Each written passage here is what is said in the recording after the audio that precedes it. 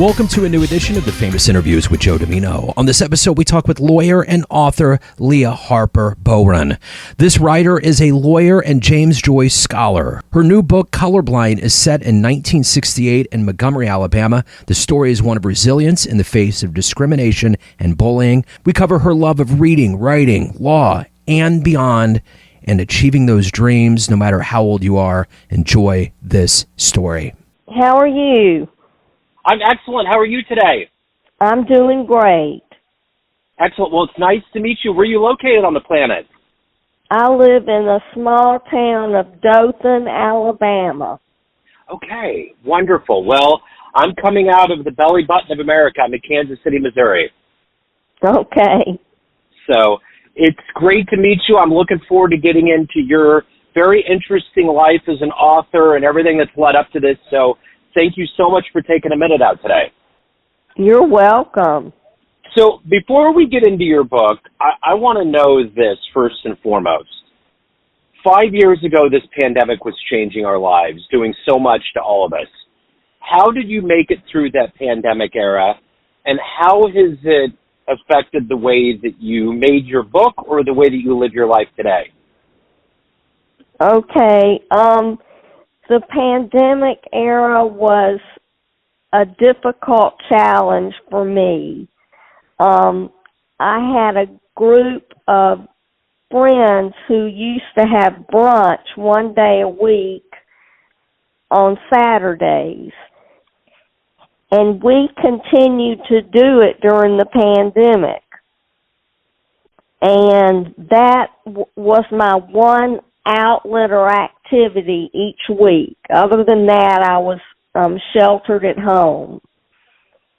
So that was my saving grace, was that 1.5 hours I spent with those other friends. And I think I weathered the storm by doing a lot of reading at home and watching movies on television. I'm so glad we're out of the pandemic now because I miss being outside and miss being with other people. So I'm much happier now that life has returned to a bit of normalcy. I second that notion for sure. So before we get into Colorblind, I want to know this. If I was to put you in front of a bunch of kids at a school, let's say they were 11, 12 years old and it was career day, and they wanted to get a handle on your career and what you've done for a living, how would you answer those children? Okay, I would say that I love being in school, and after my college degree, I went to law school, and I practiced law for 10 years. Then I married and had a child and decided to stay home with my child instead of practice law, which was a great decision on my part. And then I went back to graduate school and got a master's degree in English literature and taught at a local college in Birmingham for a while. And 8 years later, I decided to write Colorblind. So now I'm a published author. And it just shows that if you keep your nose to the grindstone, you can do lots of different things in life. Absolutely. So before we get into Colorblind, I want to kind of ask you this. When you were, where were you born and raised? I was born in Tuscaloosa, Alabama, but I grew up in Montgomery, Alabama. So what did you want to be when you were 12 years old? What was your dream life? My dream at 12, I think I always wanted to be a lawyer. I wanted to emulate my father, who was a lawyer. So what kind of law did your father do? He was a general practitioner, but he did a lot of corporate law, and then he went into business for himself after a while. And I was a corporate lawyer and a bankruptcy lawyer. So how many years were you a lawyer? 10. 10 years. So the other part of your history is you're a James Joyce scholar. Talk to me a little bit about that. Right. That was my specialty in graduate school when I got my master's degree in British literature. My thesis was on James Joyce's book, Ulysses. And I began to speak on different topics from that book at various Joyce symposia throughout the world. I went overseas and spoke in Malta, in France, and in London. So talk to me a little bit about how long you had been thinking about writing Colorblind. How much of the story and really kind of the overall message in the book, how long did that kind of brew in you to become this book? I probably spent about 10 years dreaming about writing the book. And I finally had a block of time where I could actually do it.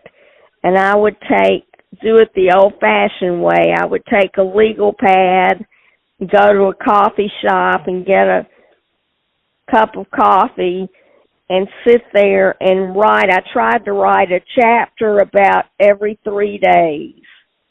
And I cranked that book out that way.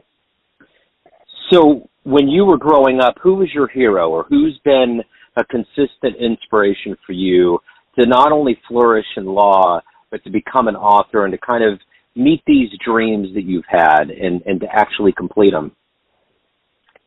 My most famous heroine is Gloria Steinem. I met her when she came to the University of Alabama when I was in law school, and I introduced her at a speaking engagement. And I just was so overwhelmed by her personality and her enthusiasm for life. I think she's a marvelous person. Let me ask you this. If you could meet anybody alive on the planet right now that's made very definite change like Gloria, who would you love to meet? Who would you love to meet and talk to? I think J.K. Rowling, who wrote the Harry Potter series. I would love to meet and talk to her. She's another one of my role models. So what was the first book that you read that made you think, I got to read more books, or I want to do this one day, I want to be a writer? I think it was E.B. White's book, Charlotte's Web, when I was in about the 2nd or 3rd grade. Let me ask you this. What has been kind of your motivation throughout your career, not only as a lawyer, but as an author, to seek justice, to seek the right thing, to work as hard as you can to do the best job that you can? What has that energy every day been for you consistently? Even though I practiced law in a corporate defense firm, I always had a foot in public interest law, and I was on the board of the Alabama Prison Project and was instrumental in filing suit on behalf of Alabama's female prison population to obtain parity of vocational programs at the women's prison as compared to the men's. The women's only had 3 career options, and they were cosmetology, floral arranging, and data processing. and 2 of the 3, if you were a felony, you couldn't practice those professions. So it was ridiculous. So I, early on in my legal career, always wanted to help other people. And we won that lawsuit. And the women were given a wide variety of different vocational opportunities to help them get jobs when they got out of prison. So let's say you had a dream tonight and you ran into, let's say, the 16-year-old version of you, and you handed that young version of you kind of a big coffee table book of your life, everything that you've done up to this point. Would that young version of you believe that this is the life that was led, that these things happened? I don't know. I was kind of shy as a 16-year-old, and I think I may have been overwhelmed by my coffee table book. Yeah. So what advice would you give that young version of you? To just reach for the stars and never give up on yourself, and always think positive, and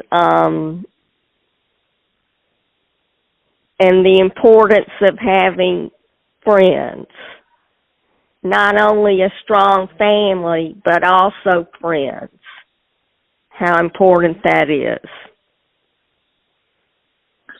So when you started your law career, and as it started kind of going, we all have these moments in our professional life that really kind of take us to that next level or reaffirms what we're doing is the right thing. Do you remember an early case or a case in your career that really kind of made you realize that you picked the right profession, that you were supposed to be in law? Yes, I early on in my practice, one of the senior partners in my law firm, and he was in his 70s or 80s then, he was just about to retire, and he had an elderly client who needed to have her will revised. And he introduced her to me as her new lawyer, that I was going to take over the file and help her.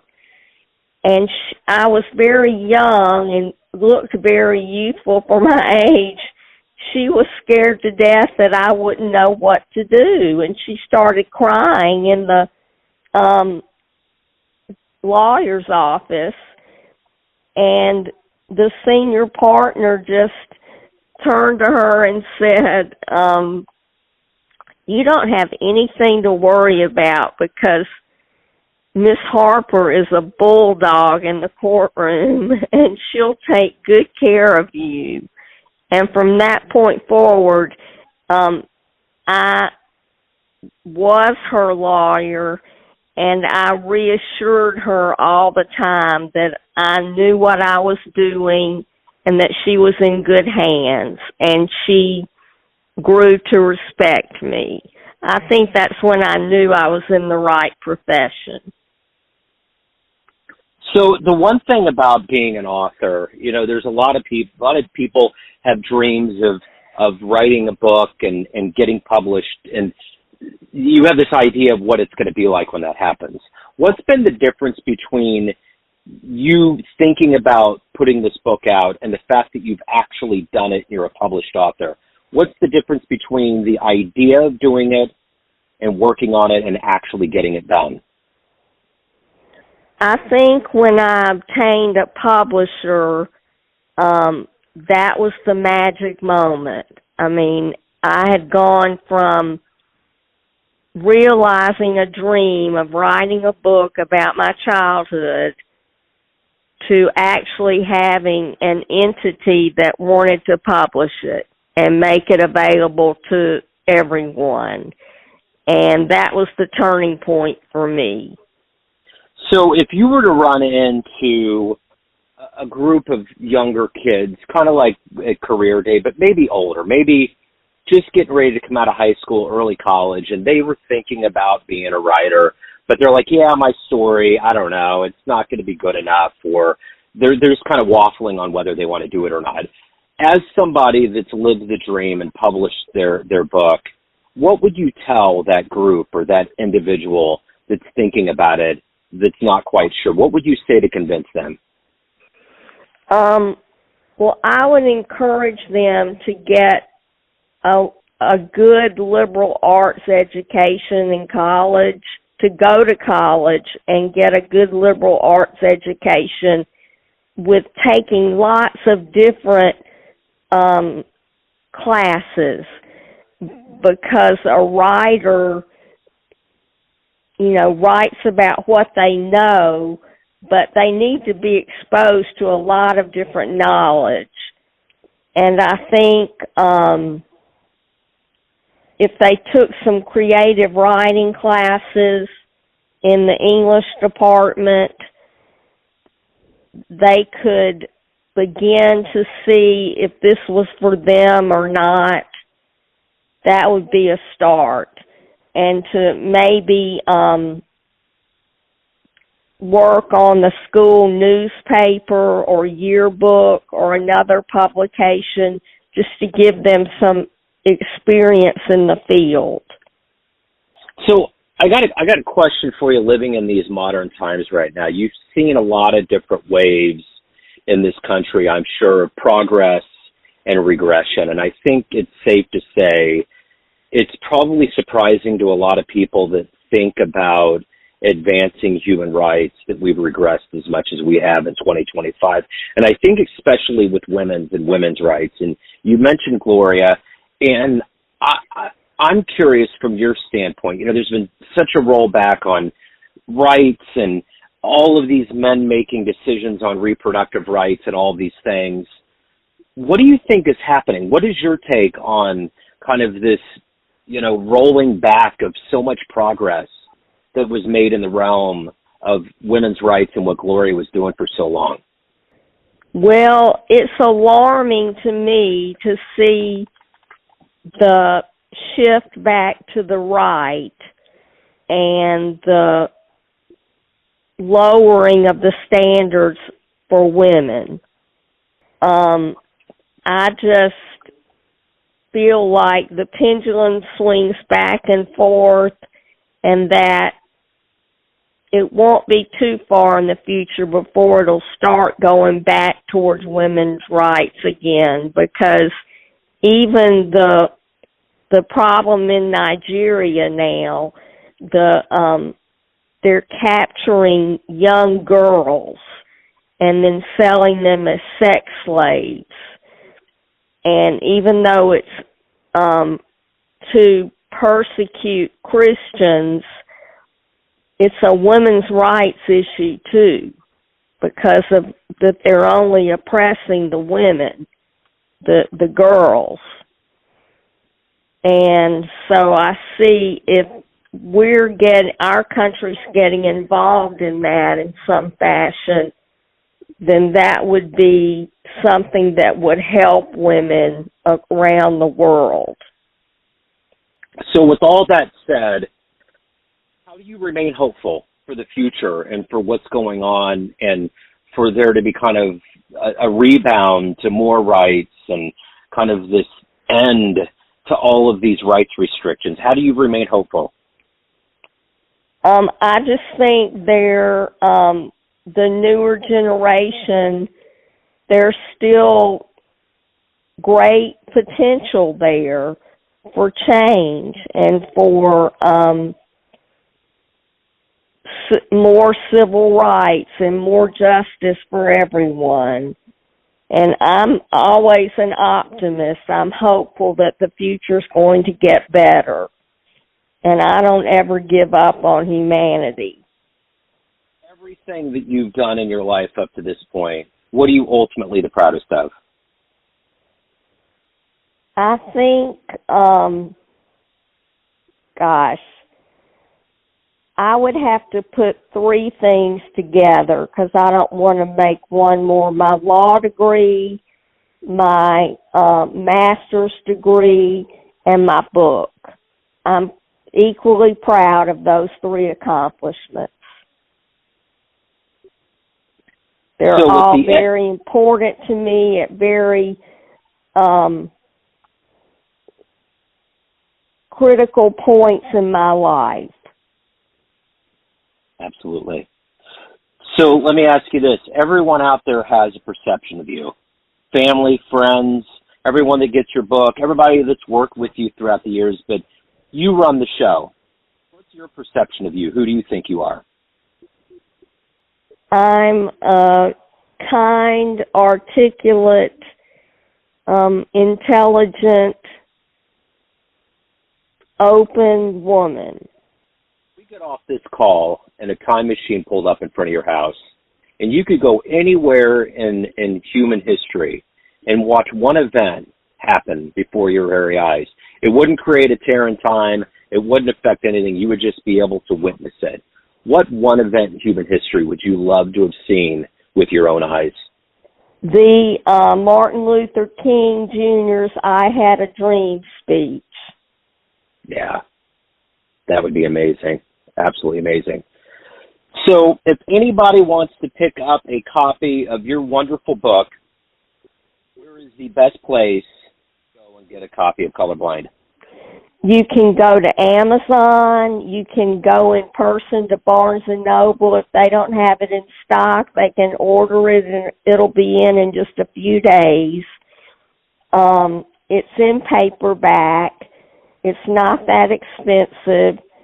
I think it's worth the read because, kind of like a time machine, it takes you back to the 1960s in Montgomery, Alabama, and gives you a feel for what it was like to live back then.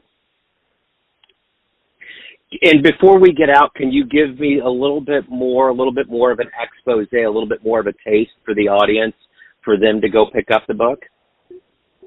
Yes,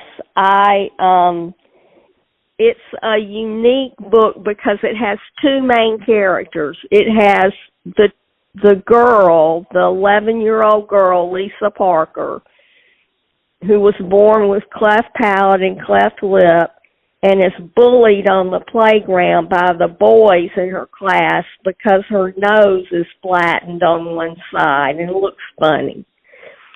And then there's her teacher, Miss Annie Lewis, who is an African-American and the only African-American in this all-white elementary school. And the same bullies on the playground bully Miss Loomis in class. They use the N-word. They're very cruel to her. And Lisa feels so bad for Miss Loomis that she actually starts standing up to the bullies, becomes a stronger person in helping Miss Loomis overcome this racial discrimination. So you have this bond between this 11-year-old white girl and this 70-something-year-old African-American woman. And I would imagine, as I've touched on a few times before, what is happening in this country, what has happened particularly in the last year or so, your book and books like this and examining this is going to be very key for us to realize where we want to go as a people and to continue to shine a light on humanity and doing the right thing. I agree, and I purposely wrote this book to appeal to junior and senior high students because I thought it would be wonderful for them as a learning experience for them in school. I totally agree. So I will put all of the links in the show notes for everybody to get the book. This has been absolutely wonderful. Thank you for your courage. Thank you for your story. And thank you for taking a minute out to talk to me about your life. It's been wonderful. Thank you. I've thoroughly enjoyed it. Thanks for tuning in to another famous interview with Joe Dimino, where we cover the world of art, literature, business, spirituality, music, and more from around the globe. Our esteemed theme music was composed and produced by the great E.E. Pointer of Kansas City's River Cow Orchestra. If you want to hear more interviews, visit the Famous Interviews with Joe Dimino channel on YouTube. You can also find us on Spotify and Apple Podcasts. Thanks again for listening, and until next time.